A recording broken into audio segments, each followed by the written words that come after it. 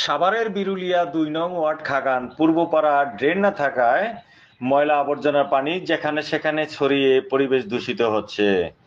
এ বিষয়ে Birulia UP chairman বরাবর একটি লিখিত অভিযোগ করলে চেয়ারম্যান সেলিম মণ্ডল ও সংরক্ষিত মহিলা মেম্বার রাজিয়া সুলতানা বলেন, আমরা ড্রেনের জায়গা পরিদর্শন করে দেখেছি, আগামী ১ মাসের মধ্যে ড্রেনের কাজ সম্পন্ন করব।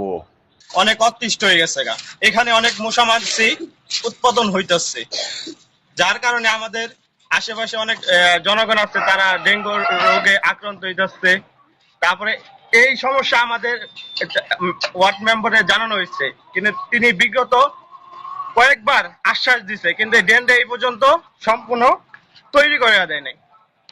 ড্রেনটা না করাতে আমরা এই জায়গায় থাকতে পারতেছি না। গন্ধ, দুর্গন্ধ, দূষিত, নোংরা, রাস্তা দিয়ে চলা যায় না, থাকা যায় না।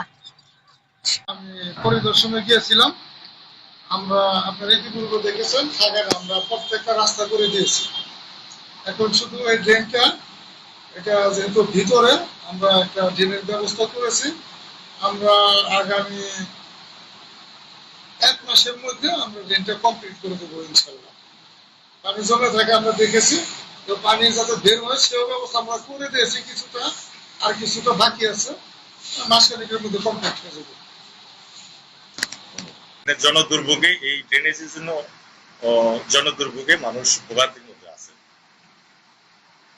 আমি আজকে এই আবেদনটা আমাদের চেয়ারম্যান মহোদয়ের কাছে আমরা এটা সুপারিশ করছি। আমাদের চেয়ারম্যান মহোদয় এটার বিষয়ে অবগত আছেন।